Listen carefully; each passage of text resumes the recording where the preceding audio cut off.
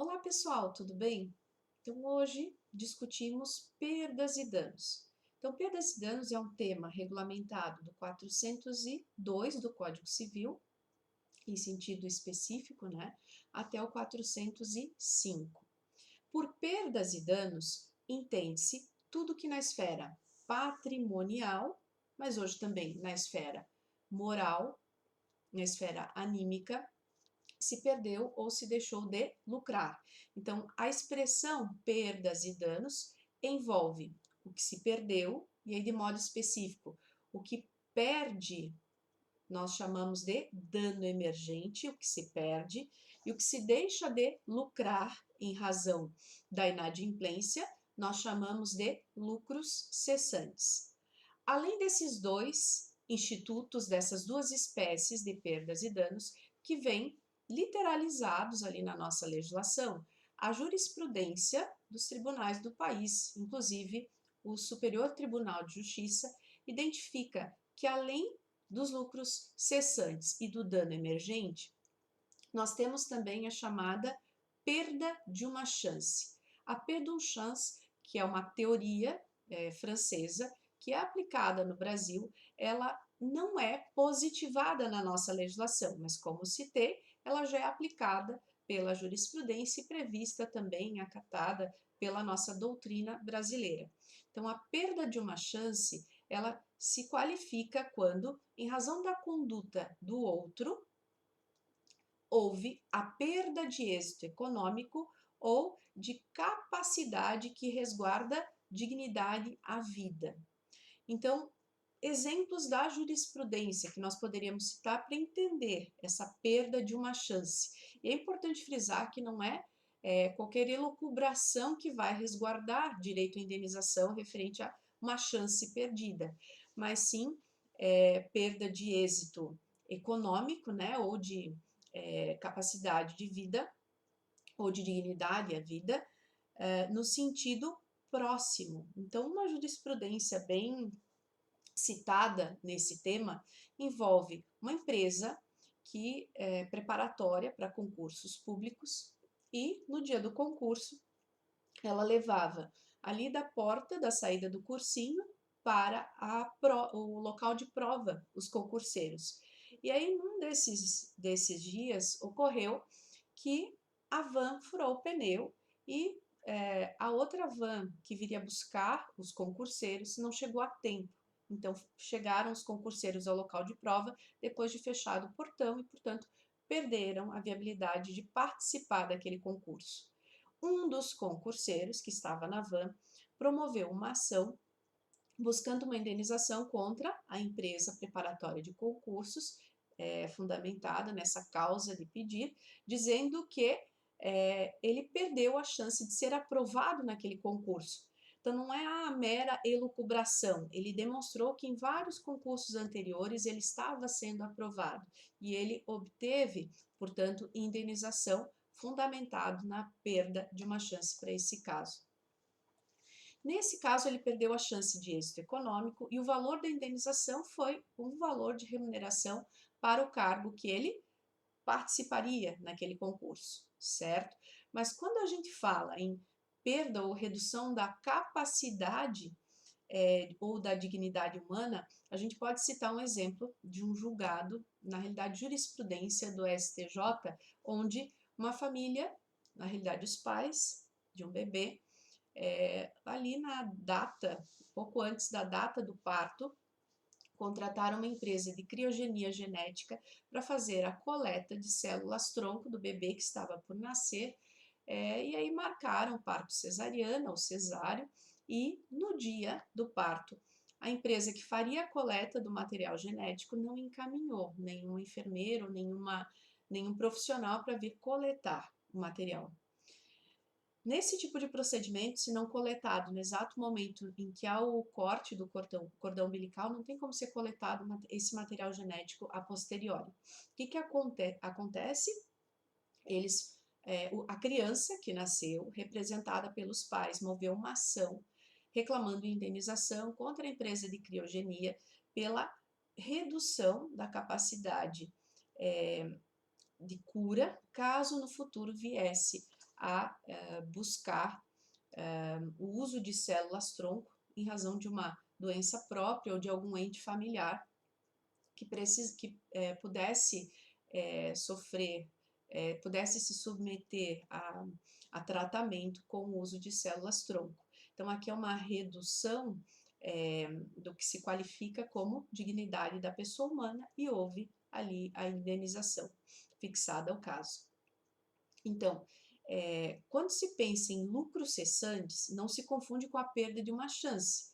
Por quê? Lucro cessante seria aquela situação onde a pessoa do credor, ela ficou impossibilitada de receber aqueles lucros. Então, muitos julgados a gente observa que há uma discussão sobre a posse de um bem. Então, temos um apartamento em condomínio e aquele que ficou no bem, em tese, fica com o encargo de pagar aluguéis, né, proporcionais pelo uso do bem, por não estar compartilhando o bem com o outro proprietário.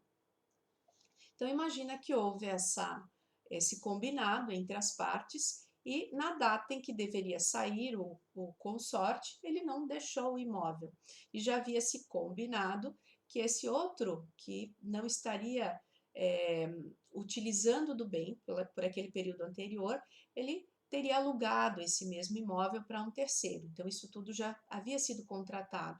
Em razão da não entrega pelo A, que estava morando no bem, ao B, que era coproprietário e que, por acordo, ele teria que ter recebido bem naquela data, ele não consegue, no dia seguinte, entregar ao inquilino, que já tinha, inclusive, calcionado o aluguel. Então, ele perdeu, o B, a chance, ele não perdeu a chance de alugar, ele perdeu um aluguel já contratado, ele perdeu uma alocação já contratada. Então, isso se qualifica como lucros cessantes e não como perda de uma chance. Então, é algo que já está concreto, já está pactuado, enquanto que a perda de uma chance é uma expectativa próxima, palpável. Ok, pessoal? Aqui nesse tema, ainda, a gente identifica que quando fala-se em perdas e danos, nós estamos focados realmente no dano, seja ele patrimonial, aquele que é econômico, pecuniário, ou extrapatrimonial, que é o psicológico, a honra ou o estético.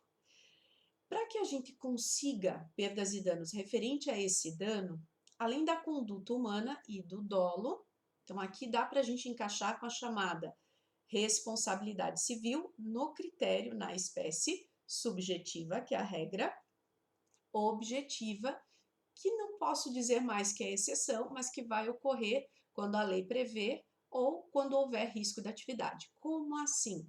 Então, quando a gente tem responsabilidade civil subjetiva, que é a regra para a nossa legislação civil, nós estamos diante de uma responsabilidade por reparar o dano ou indenizar, que exige, em ação judicial, seja demonstrada conduta humana, dolo ou culpa, nexo de causalidade e dano, seja ele patrimonial ou moral. Isso decorre do quê? Então, quando nós vemos esses 4 elementos, nós vemos que o devedor que inadimpliu, ele age com culpa ou dolo. Então, ou ele tem a intenção de gerar prejuízo, ou ele assume o risco de gerar prejuízo ao outro por negligência, imprudência ou mesmo por imperícia. Enquanto que na responsabilidade civil objetiva, a necessidade de demonstrar conduta, nexo de causalidade e dano. Então, a responsabilidade civil objetiva, que ocorre quando a lei determina, que eu falo, tem base ali no parágrafo único do 927 do Código Civil, ou quando a lei determina, que é o comum, né? Ou quando há risco da atividade. Então, por exemplo, relação de consumo. Então, o Código de Defesa do Consumidor, ele é expresso em dizer que a responsabilidade do fornecedor do produto para acidentes de consumo, por exemplo, ela é objetiva, portanto, independe de culpa ou dolo. Então, é do risco da atividade do fornecedor que ele arque com esse tipo de responsabilização, que ocorre, por exemplo, num recall de veículo, ou recal, né, aportuguesando o termo.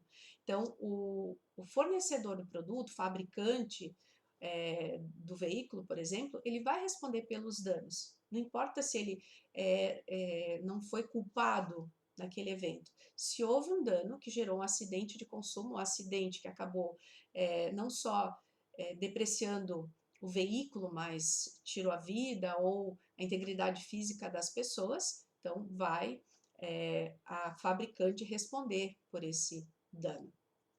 Então, nesse interim, seja a responsabilidade subjetiva, seja a objetiva, vocês observaram que a gente tem aqui o chamado nexo de causalidade ou nexo causal.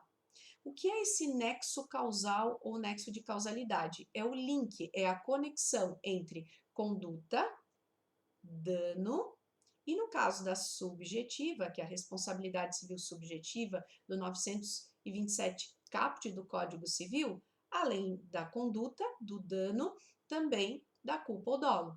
Então, o link, a conexão desses elementos é o nexo de causalidade. Então, esse nexo de causalidade, ele tem que ficar demonstrado para que a indenização ou a reparação de danos possa ocorrer. Então, nós temos duas teorias aplicadas pela doutrina e pela jurisprudência para qualificar o nexo causal.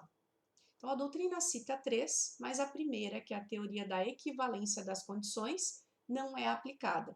Então, por essa teoria, toda e qualquer causa, por mais remota que seja, ela vincula a pagamento de indenização ou reparação de danos.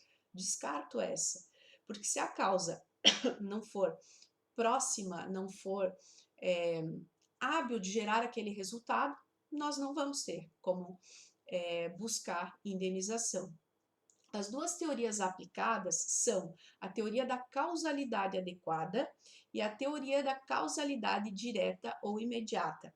Na teoria da causalidade adequada, somente a causa adequada a buscar aquele resultado é que vai vincular a responsabilização.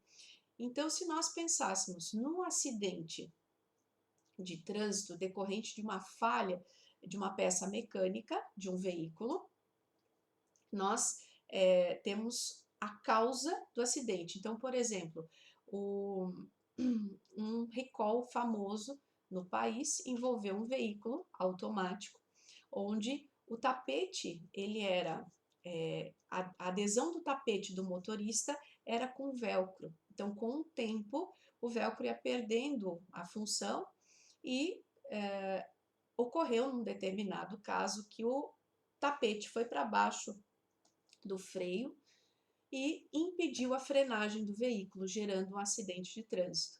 Então, esse proprietário do veículo e as vítimas acionaram o fabricante e demonstraram que a causa do acidente, portanto, a causa adequada, por isso teoria da causalidade adequada, foi a conduta da empresa que, ao fabricar o veículo, não programou para que a forma de aderência daquele tapete, a pressão, hoje, esse veículo, ainda em circulação, ele tem um botãozinho de pressão no tapete. Então, isso impede que no veículo automático o tapete deslize para baixo do freio. Ou então, alguns veículos têm tipo um degrau mesmo, que impede que o tapete fique ali também embaixo do pedal do freio do veículo. Mas além dessa teoria, que é aplicada, chamada teoria da causalidade adequada, nós temos a chamada teoria da causalidade direta ou imediata. Então aqui nós teríamos somente aquela causa que diretamente e imediatamente gerou o problema, é que vincula a responsabilidade civil. Então, por essa teoria, pela teoria da causalidade adequada primeiro, para a gente entender a diferença das duas, eu consigo responsabilizar. Eu fui atropelada pela pessoa que estava conduzindo esse veículo. Então, o motorista ele não conseguiu acionar o freio porque o tapete foi para baixo do pedal do freio. O que ocorreu? o que ocorre nesse caso? Eu entro com uma ação de indenização contra o motorista proprietário e contra o fabricante, porque eu tenho conhecimento da causa. Então, causalidade adequada. Já se eu quero só aplicar a teoria da causalidade direta ou imediata, seria só aquela causa próxima. Então, eu só teria a causa contra o motorista condutor ali que estava dirigindo o veículo. Eu posso afirmar que a teoria da causalidade direta ou imediata, ela apenas aplica o antecedente fático, então seria a pessoa que estava conduzindo o automóvel e que não teve o cuidado de avaliar que aquele tapete precisaria trocar o velcro ali que segurava, que não tinha mais a adesão necessária para evitar que o tapete deslizasse. Então só conseguiria responsabilizar essa causa imediata, não conseguiria ir ao fabricante, ok? Então, essas teorias que a gente citou aqui, as aplicadas, lembrando, causalidade adequada e do dano direto ou imediato, elas vêm da doutrina que interpreta o artigo 403 do Código Civil. Então, pessoal, nesse vídeo, então, terminamos a discussão das perdas e danos em sentido amplo. Nos vemos no próximo vídeo. Até mais!